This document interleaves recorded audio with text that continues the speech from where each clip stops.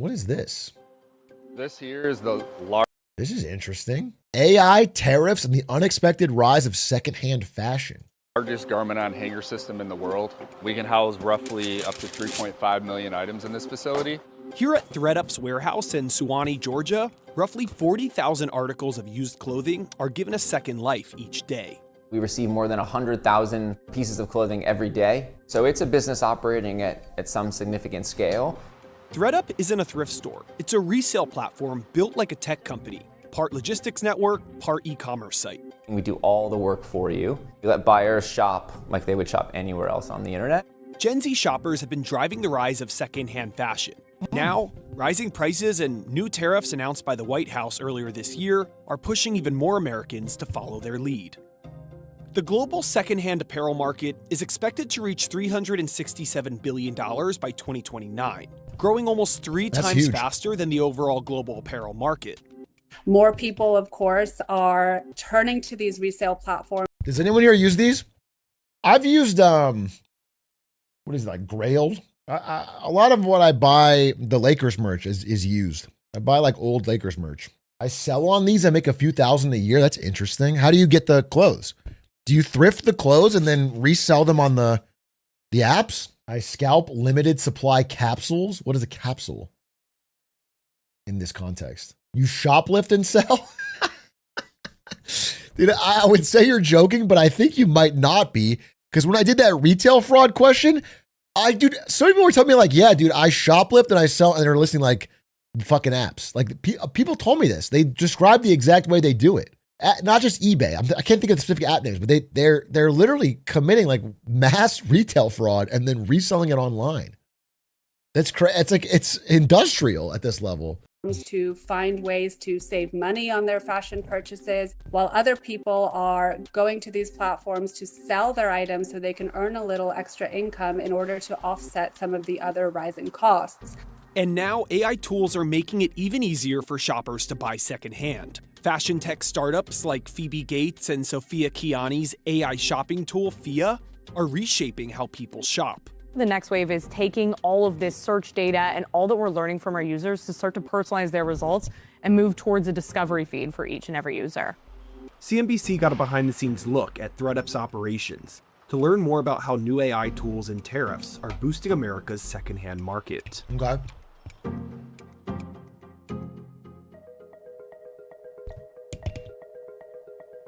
Every item that passes through here is sourced, sorted, and shipped within the US. No imports, no overseas supply chains. ThredUp is really easy to use. So for sale, I want to say something about tariffs, dude. What a fucking clown country if this whole year we have been increasing tariffs, causing tariff panic, wild swings in tariffs, and then at the end of the year, we just go, nah, all that was invalid, and then we we pay it all back. Like the biggest economy in the world. That's crazy. That's crazy. People who bought that are going to be a richer man. Yeah, true. sellers, we Like send how would you a Let Nick's clean out firm. kit. You fill it with all the things that you're no longer wearing. You put it where your mail gets picked up, and then we go to our distribution centers. We process all of your clothing. Once the items have finished their photography over in studios, they're actually on their way up to the mezzanine so they can get put away into one of our put away carousels. ThredUp operates 4 facilities like this across the US, collectively processing hundreds of thousands This of is secondhand crazy. items weekly through a mix of human inspection, Our packers are one of the most important jobs that we do here because they are the last hands that will be touching the customer's item before customer gets it. So they are there to make sure that quality is triple checked. and automation that powers the company's resale engine. Yeah, I mean, you When want to this make sure it's not building got a big was first built stain in in it or 2020, something. People would Or it stinks or have it's to not manually washed. enter in the information and print one barcode one by one.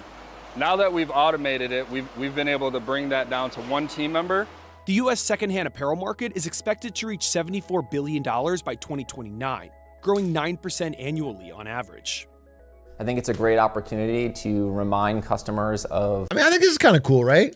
I don't see the downside too much. Like, I think secondhand apparel is cool because, you know, we don't need endless fast fashion constantly making new shit and then throwing that all the stuff away. Like, what the fuck? That seems cool. It's less waste. It's I don't think that's bad. Can you increase the volume of the vid? Yeah, I can bring it up. the great value that we provide on ThredUp, and also that it's a sustainable way to shop during the holiday season. After years of flat performance, ThredUp stock is up over 1,000% in the past year. I mean, it's not for me because I wear the same 6 flannels every fucking day. I think over this whole year, I've worn 12 shirts. I'm actually not even fucking kidding. I've cycled, like, once I added some Lakers stuff, maybe a little bit more, but outside of that, I've been wearing fucking 12 shirts. I want to get like a cartoon character outfit. Steve Jobs, Doug Funny, dude. I want to get the same I want 100 copies of the same blue flannel. Just wear it every day. Don't even think about it. President Trump's tariffs were billed as a way to bring manufacturing back home. But the measures hit one of America's most import-dependent industries, fashion. About 97% of clothing sold in the US is imported, mostly from China, Vietnam, Bangladesh, and India. Our reliance on products from overseas is being severely impacted by tariffs.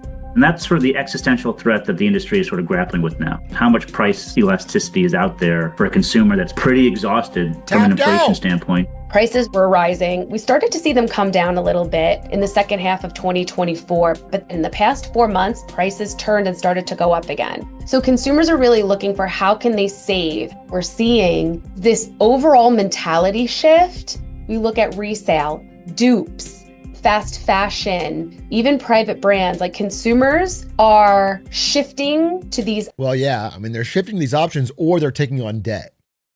And that's, you know, the more I've learned about buy now, pay later, I mean, I'm glad that I can get some of you to not use it, but I also recognize that the biggest offenders with buy now, pay later are probably not my audience because it's mostly women.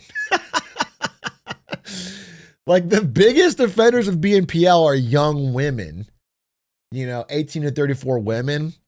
And I don't have, you know, I have 8%, 9%. And it's because, no, I mean, it is. It's just the stats. It's because they do more shopping online for fashion and et cetera, which is where BNPL's at checkout. And it's a huge portion of that. I think the problem with young men is gambling more than it is BNPL. Now, again, this is broad strokes because it is affecting both, you know, it's across both. But like, men are more likely to throw their fucking money away on Robinhood and DraftKings and FanDuel. And then the BNPL is what's hitting young women. This is the math of it. I have a friend who buy now, pay later $700 boots. That's fucking crazy. Dude. It doesn't magically make the price lower. You still paid $700 for boots. You know what it's like the impact is going to hit your bottom line. What if they buy now, pay later gambling debts? Now they're true. That's almost like an olive branch to this to the war of the sexes.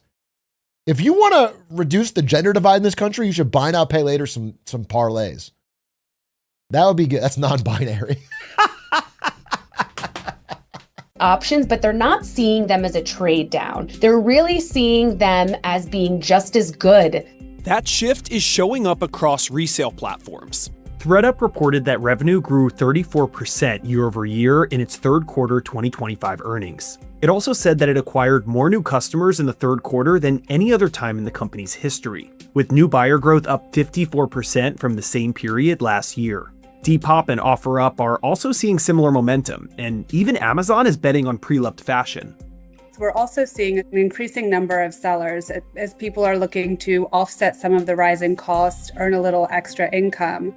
If you start seeing higher prices flow through from tariffs, it would follow then that resold items could do one of two things. They could just allow demand to theoretically flow through by keeping their current pricing, right? Because that value spread would open up even greater.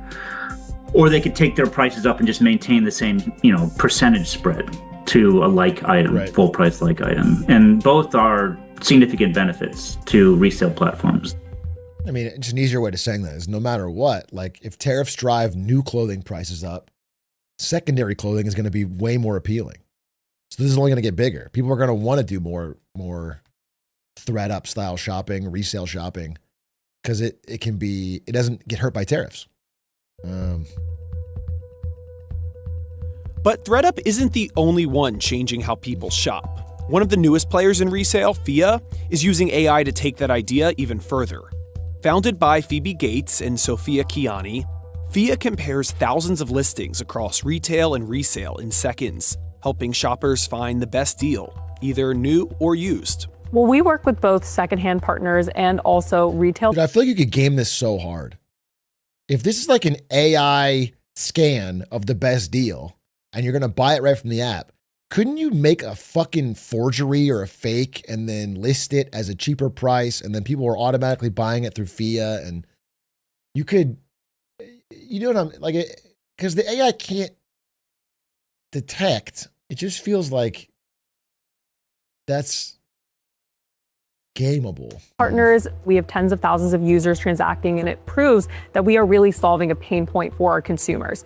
AI has really accelerated, I think, the adoption of secondhand. I think consumers are going to benefit. It's going to bring more people to shopping secondhand. Through essentially image capture and artificial intelligence, you're able to have essentially unlimited search attributes, right? So you can search for themes, Nantucket wedding, 4th of July, St. Patrick's Day, whatever it is, right? Yeah, that's cool. And that will bring you a broader universe of items. AI has the potential to really transform the way that people are shopping online. Right now, AI has become an important discovery and research tool for shoppers. We're seeing more of them turn to AI chatbots for product recommendations, and many of these companies are looking for ways to try to monetize that behavior. Younger shoppers really are the driving force behind. I do know that people ask ChatGPT a lot of fucking questions about their life, and they probably ask them buying questions. I totally get that. I am spooked for the world once that's monetized. Once you're like, hey, ChatGPT, I'm trying to get like a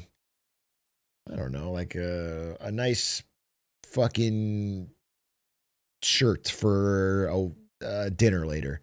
And then it's a sponsored ad. And that's happening, of course. I mean, OpenAI is already announcing deals, but that's going to feel so strange. The growth in fashion resale. Gen Z and millennials both value affordability and sustainability in their fashion purchases, and these things tend to be at odds. If you think about fast fashion, for example, it tends to be a cheaper option, but not a more sustainable option.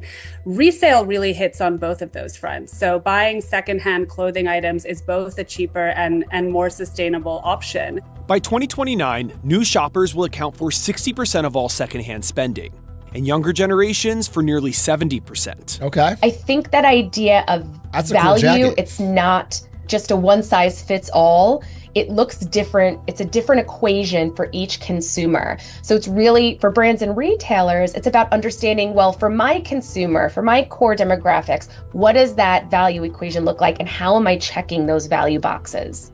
The stigma around secondhand clothes really died with the baby boomer generation. And now you're seeing much younger cohorts really take to and adopt and even seek out these resold platforms. Soon, resold goods offer tangible value. For retailers, that shift could be long-term, with some saying it could be the... Dude, I gotta buy jeans. I have like 2 pairs of jeans for now going on 12 years. I have got to buy some jeans. It's fucking insane. It's insane. I have to buy jeans. Good jeans will last. They're not even good jeans, bro. I legitimately think I got one of these jeans at Target in like 2016, 2015, maybe less, 2012. And I just gotta get a pair of jeans. I just gotta do it. It's crazy. Dude, I used that last pair of jeans. I had 3 pairs of jeans. I used one of them till the hole in the knee got so big, the leg came off. You made them into jorts, right? Not a bad idea. Not a bad idea. Oh, maybe I can buy like nice denim in Japan. That'd be kind of fun.